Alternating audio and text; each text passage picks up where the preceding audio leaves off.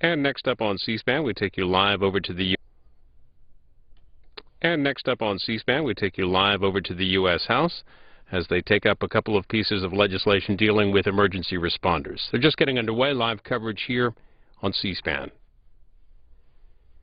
Destined in our journey of life to find eternal happiness in your presence, each day we hope to draw closer to you and at the same time accomplish great deeds for the good of this nation and for the world community.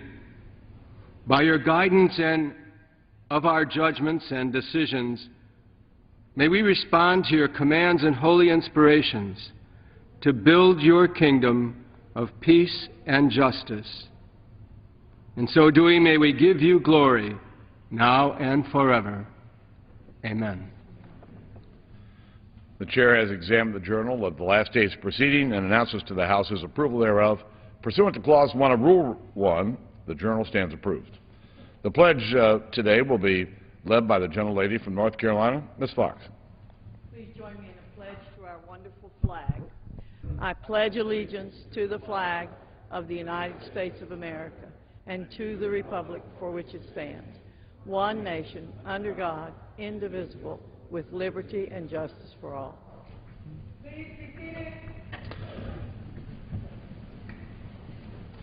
The Chair will entertain a one-minute request. For what purpose does the gentleman from Texas rise? Without objection.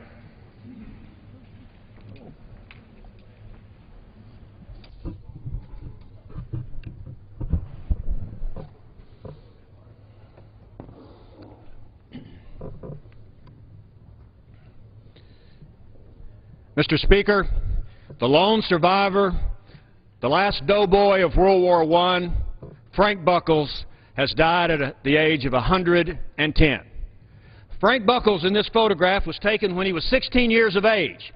He lied to numerous recruiters so he could join the United States Army and go over there in World War I. He served in the Ambulance Corps rescuing other doughboys that had been wounded in Europe. He came back home to America. During World War II, he was in the Merchant Marines, merchant seaman, and he was captured by the Japanese in the Philippines, and he was held as a prisoner of war for 3.5 years. And later, Frank came to West Virginia, and he drove his tractor till he was well into his hundreds. That's a photograph taken of him when he was 109 years of age. It's taken not far from here on the D.C. Mall. Because you see, it was Frank's wish toward the end of his life that we, as members of Congress, authorized the building of a memorial to all of the doughboys that served in World War I, all 4 million of them who have all died. 116,000 of them were killed in World War I. You see, we have memorials for Vietnam, World War II, and Korea on the mall, but we don't have a memorial for all of those that served in World War I. We have a memorial, and this is a photograph of it, for the folks that died or lived here in D.C., and served in World War I, but we don't have a memorial for all of those. So I have filed today legislation on behalf of Frank Buckles and all those other doughboys that we authorize the building of a memorial on the mall for those that served in World War I, those doughboys. And it's time that Congress do something for those young men and women that served, and that's just the way it is. I yield back. For what purpose does the gentleman from Arkansas rise? The gentleman is recognized for 1 minute.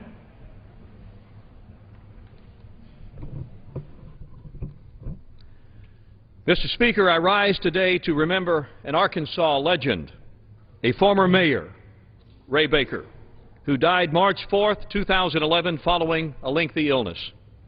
For 20 years, Mayor Baker presided over Fort Smith, Arkansas, our second largest city. He was remembered this week not only for his outstanding civic leadership, but for his 44 years of teaching American history at Fort Smith Southside High School, lessons taught to thousands of students on many of the very issues debated in this hallowed chamber. He was an institution in civic and academic accomplishment, including the prestigious Milken Family National Educator Award. Mr. Speaker, it warmed the soul to have listened to his colleagues, former students, family, and friends eulogize him for his contributions to humankind. His enthusiasm was contagious, his devotion to his school, church, and community unmistakable. thanks to Mayor Baker, in his own immortal words, life's worth living in Fort Smith, Arkansas. I yield back. Gentleman yields back. For what purpose does the gentlelady from Texas rise?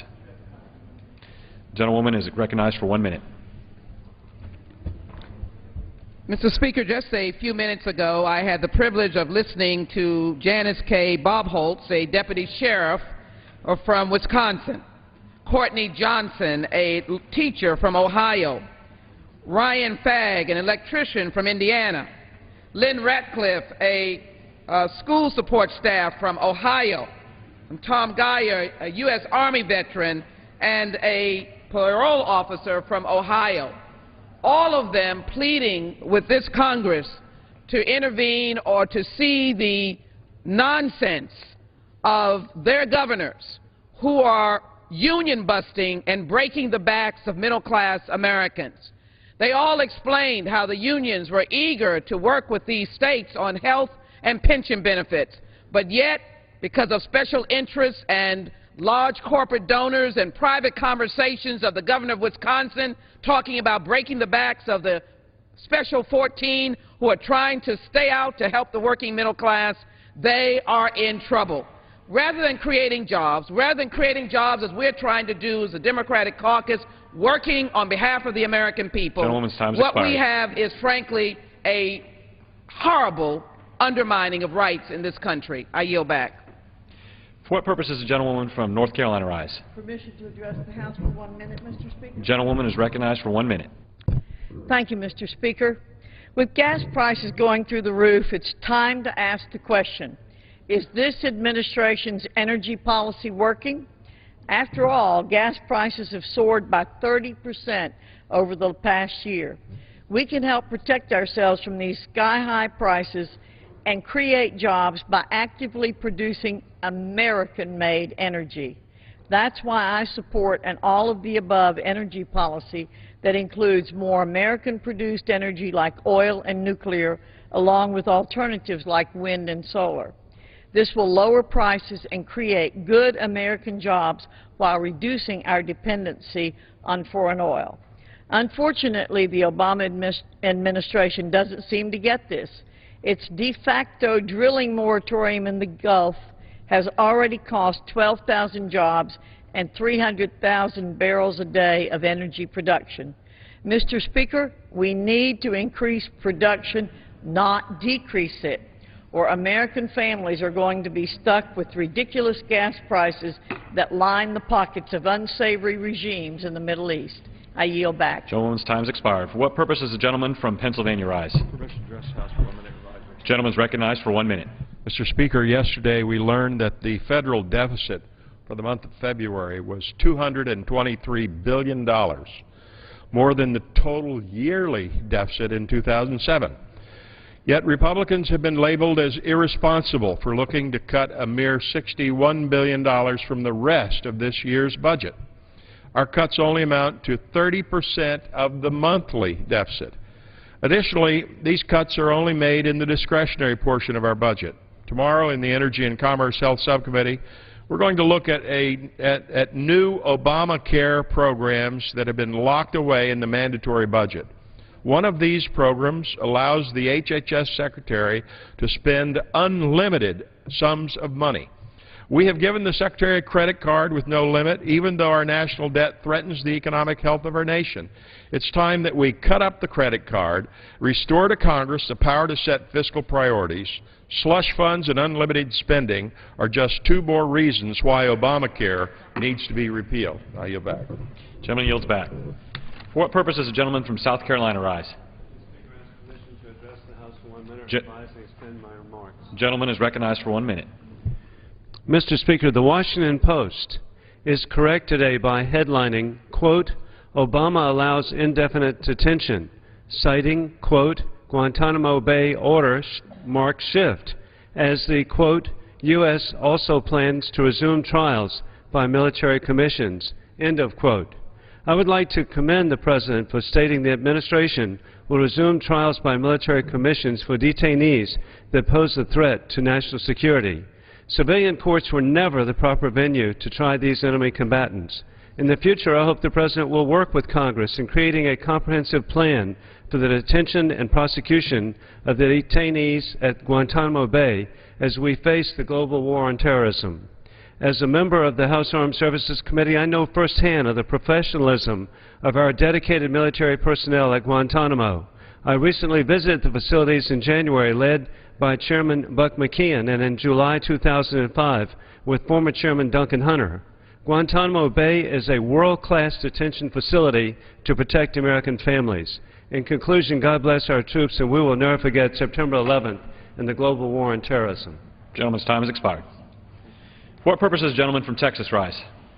Ask permission to rise and address the House for 1 minute, revise and extend my remarks. Recognized for 1 minute. And I thank the Speaker. Mr. Speaker, we're coming up in 2 short weeks' time on the 1-year anniversary of the passage of the Patient Protection and Affordable Care Act, affectionately known as Obamacare. Mr. Speaker, what has that year wrought? You know, many of us will remember the Speaker of the House a year ago, Speaker Pelosi, saying, we have to pass this bill so we can understand what's in it. Well, it's been a year. Do we understand what's in it? The answer is we do, and people don't like what they see. What about the oft-repeated claim, if you like what you have, you can keep it? Turns out that is incorrect. What about the waivers that have been issued since October? Now well over 1,000 waivers have been issued by HHS. Why have those waivers been issued? They've been issued because this policy doesn't work. And worse than not working, it costs a ton of money. Now, Mr. Pitts just mentioned that February, the deficit in this country was $223 billion for 1 month, the shortest month of the year. This is as good as it's going to get. What happens when you have those subsidies in the exchanges that subsidize middle-class purchase of health insurance in this country for the first time? That's a high-pressure tap into the federal treasury. It's really wrong, and it has to stop. I'll yield back the balance of my time. Gentleman's time has expired. Chair lays before the House a communication. The Honorable, the Speaker, House of Representatives, sir, this is to notify you formally pursuant to Rule 8 of the Rules of the House of Representatives that I have been served with a civil subpoena issued before the evidentiary panel for the State Bar of Texas for documents. After consultation with the Office of General Counsel, I have determined that the compliance with the subpoena is inconsistent with the precedents and privileges of the House. Signed sincerely, Robin Reeder, Archivist. Chair lays before the House a communication. The Honorable, the Speaker, House of Representatives, sir, I have accepted the nomination of my caucus to serve on the Committee on Energy and Commerce in the 112th Congress. I hereby submit my resignation to the Committee on Natural Resources and Homeland Security. Signed sincerely, Donna M. Christensen, Member of Congress. Without objection, the resignation is accepted. Pursuant to Clause 8 of Rule 20, the Chair will postpone further proceedings today on motions to suspend the rules on which a recorded vote or the yeas and nays are ordered, or on which the vote incurs objection under Clause 60 of Rule 20. Reported votes on postponed questions will be taken until after 6:30 today.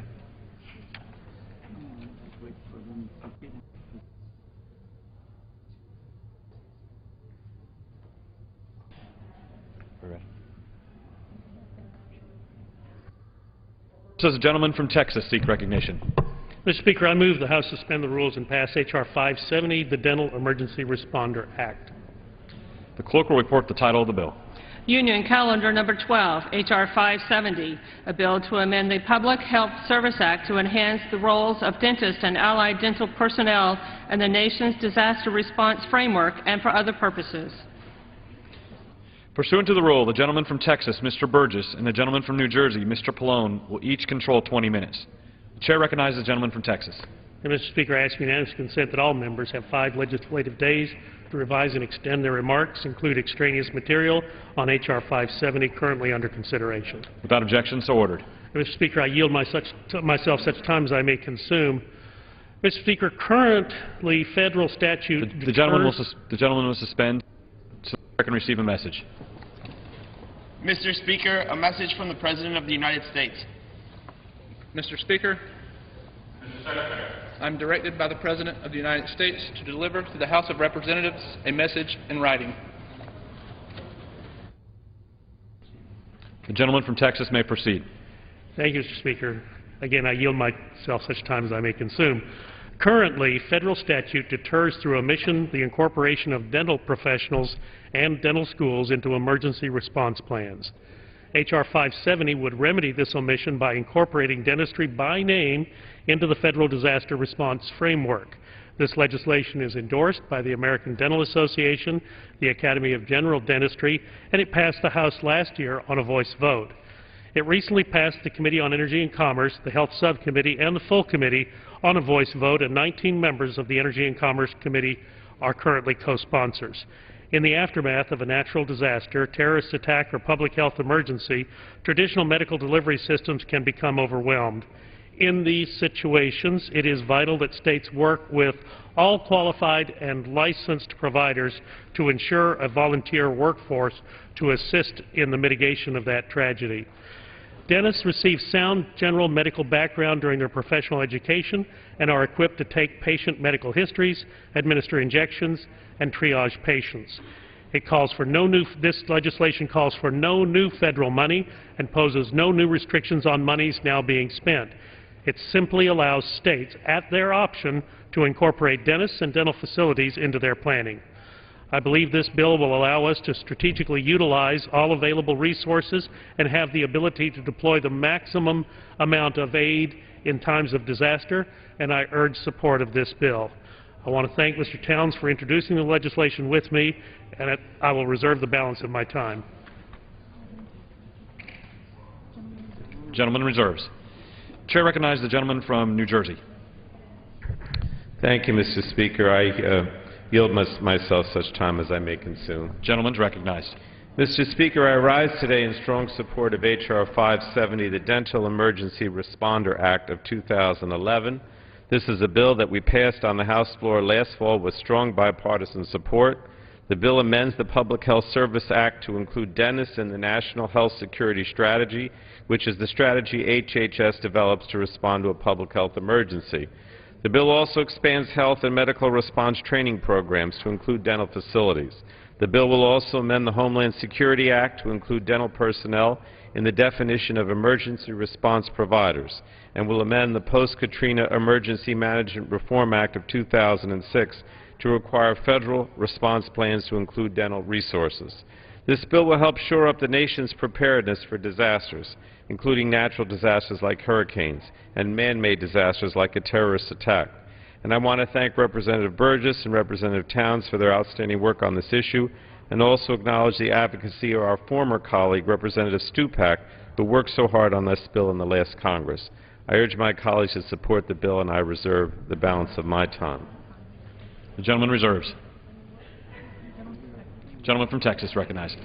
Mr. Speaker, I want to take just a moment and to thank Candace Miller from Michigan, who was involved with this legislation throughout its course last year and has been very instrumental this year. With that, I'll reserve the balance of my time. Gentleman reserves the balance of his time. Gentleman from New Jersey. You have no additional speakers. Okay, I would then also yield back the balance of my time at this time and ask for support of the bill. Gentleman yields back the balance of his time. Gentleman from Texas. Again, Mr. Speaker, I also want to thank Chairman Upton and Chairman Pitts, the ranking members Waxman and Pallone for their work in passing this bill so quickly through the subcommittee and the full committee. I also want to thank Mr. Stupak for his hard work on the legislation in the last Congress. Again, I want to acknowledge the work of Candace Miller last Congress and this Congress in getting this bill passed. In an emergency, all hands on deck. Dentists are willing to support the medical and public health response to a disaster, and this legislation allows states the option to incorporate dentists into their disaster response framework. Our nation's medical surge capacity will never be optimal until we capitalize on the personnel resources of the entire healthcare workforce. I urge full support of this important legislation, H.R. 570, to ensure our national disaster responses has the maximum amount of available resources. I also want to thank two of my staff members, Rebecca West and J.P. Pauskevitz, for their hard work in getting this bill to the floor in what appears to be record time. Thank you, Mr. Speaker. I'll yield back the balance.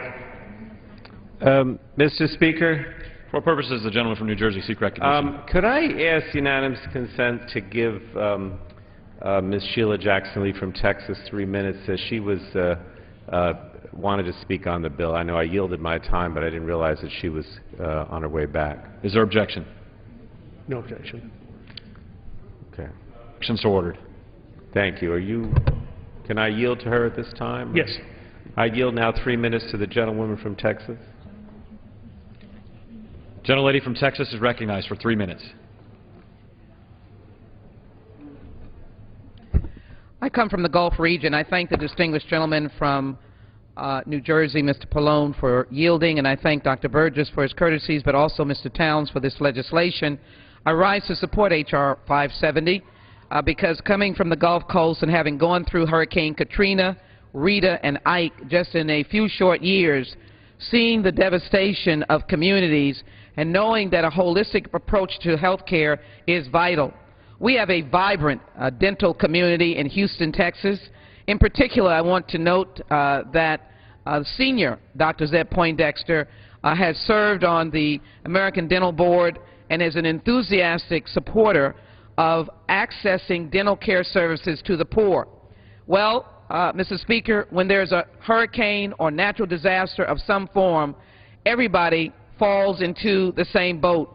And seeing a medical professional come to assist them or even to provide specific dental care after the devastation, again, of an earthquake, a tornado. Obviously, we have been very fortunate with earthquakes, but hurricanes, the tragedy of the incident that occurred this past weekend in Louisiana, individuals who are facing needs, having the dental community be a part of this disaster response team is an excellent idea, and I join my colleagues in recognizing the importance of access to dental care for those individuals facing disaster, but also to increase the opportunities for poor Americans who likewise need access to dental care. Dental care can impact one's health, and we have seen that in the past. We've seen that with children. So I believe this legislation is in the right direction, and I add my support to it. I know that the Gulf region will participate or participate in and appreciate the fact that dental personnel and professionals are added to our disaster relief and our first responders. With that, I thank you, and I yield back. Gentlewoman yields back. Gentleman from Texas. Again, I urge support for the legislation and passage of the bill. I'll yield back the balance of my time. Gentleman yields back. Gentleman from New Jersey, yield back. Yes, and I urge support of the bill. Thank you, Mr. Speaker. The question is, will the House suspend the rules and pass H.R. 570? Those in favor say aye. Those opposed, no. In the opinion of the Chair, two-thirds being in the affirmative. Mr. Speaker. What purpose does the gentleman from Texas rise? I request the yeas and nays. The yeas and nays are requested. All those in favor of taking this vote by the yeas and nays will rise and remain standing until counted. A sufficient number having risen, the yeas and nays are ordered. Pursuant to Clause 8 of Rule 20, further proceedings on this question will be postponed.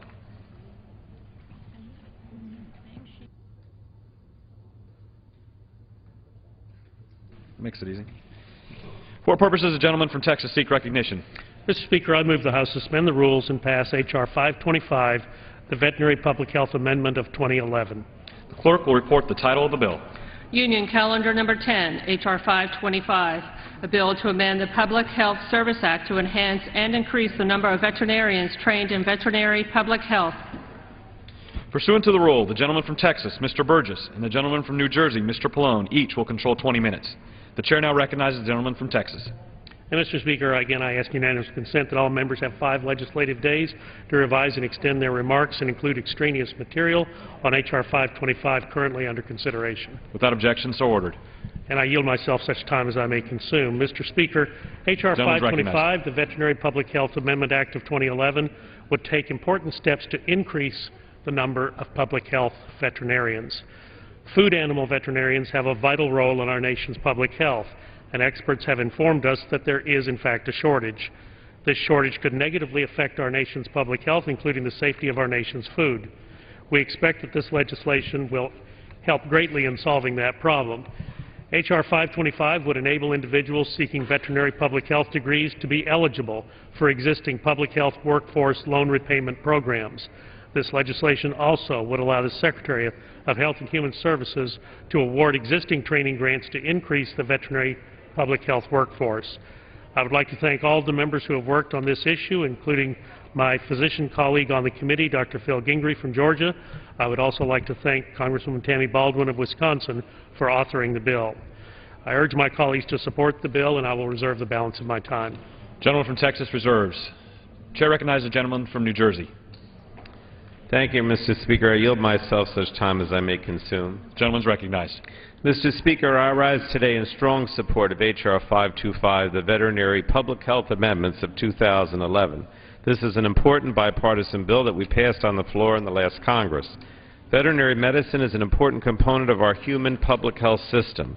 From H1N1 to SARS to food safety, public health veterinarians are critical to our protection of human health.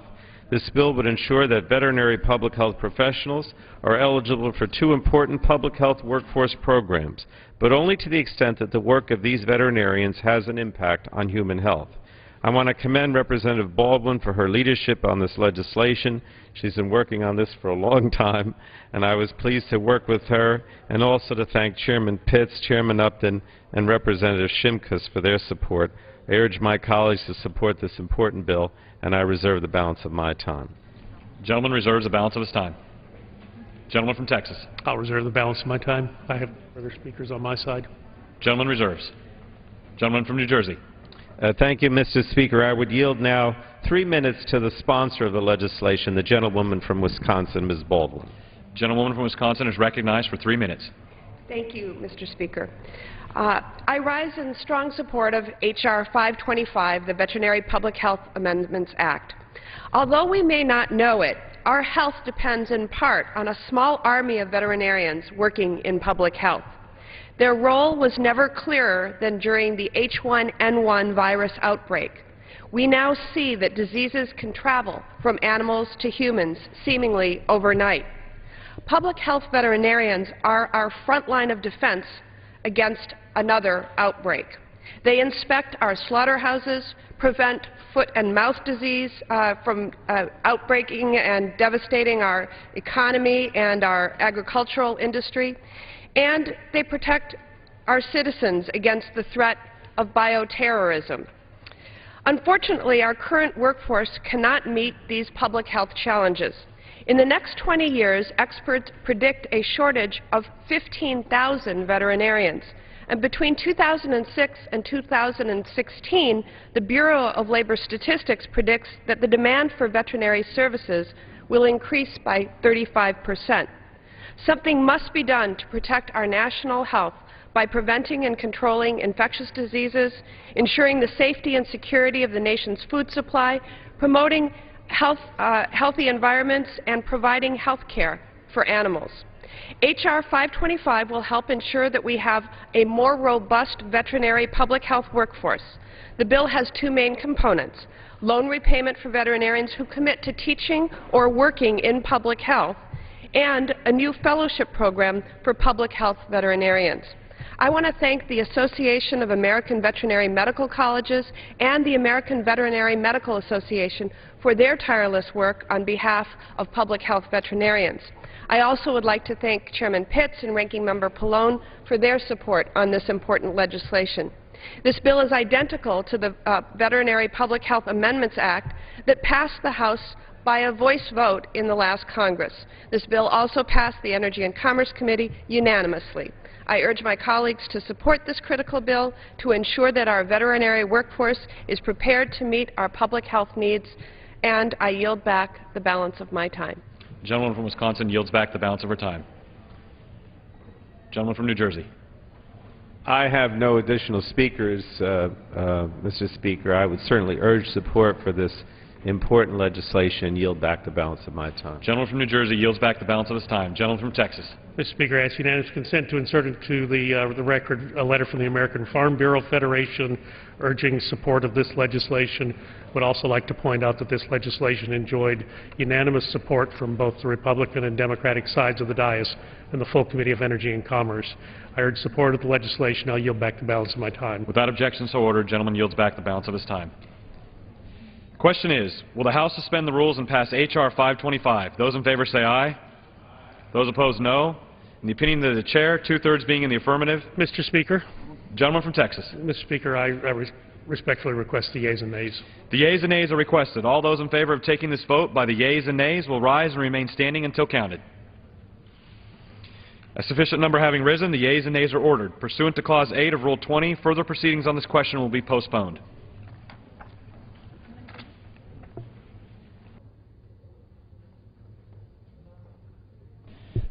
Chair lays before the House a communication. To the Congress of the United States, Section 202D of the National Emergency Act, 50 U.S.C. 1622D, provides for the automatic termination of a national emergency unless, prior to the anniversary date of its declaration, the President publishes in the Federal Register and transmits to the Congress a notice stating that the emergency is to continue in effect beyond the anniversary date. In accordance with this provision, I have sent the enclosed notice to the Federal Register for publication stating that the national emergency with respect to Iran that was declared on March 15, 1995, is to continue in effect beyond March 15, 2011. The crisis between the United States and Iran resulting from the actions and policies of the government of Iran has not been resolved. The actions and policies of the government of Iran are contrary to the interest of the United States in the region and continue to pose an unusual and extraordinary threat to the national security, foreign policy, and economy of the United States.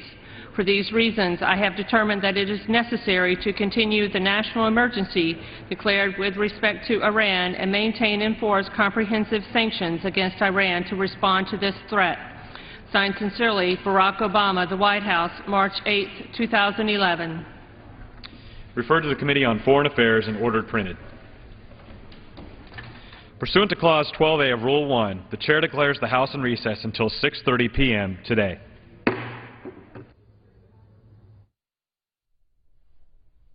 The House came in for legislative business about a half an hour ago, and the first votes of the week take place at 6:30 p.m. Eastern on bills designating dentists and veterinarians in emergency response situation.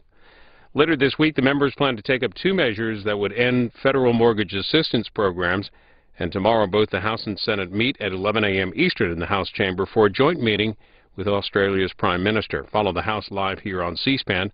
Over in the Senate, they continue working on a bill that changes procedures for issuing federal patents. A vote to limit debate passed yesterday afternoon. We could see a final vote today or tomorrow. The Senate, meanwhile, continues up till 5 o'clock in a period of general speeches, morning business. Also this week, the Chamber is expected to take a pair of test votes on two bills dealing with temporary 2011 federal spending. Current funding for the government expires Friday, March the 18th. Negotiations on those votes continue off the floor, and you can follow the Senate, of course, on C-SPAN 2. With C-SPAN's Congressional Chronicle, you can follow every word from the House.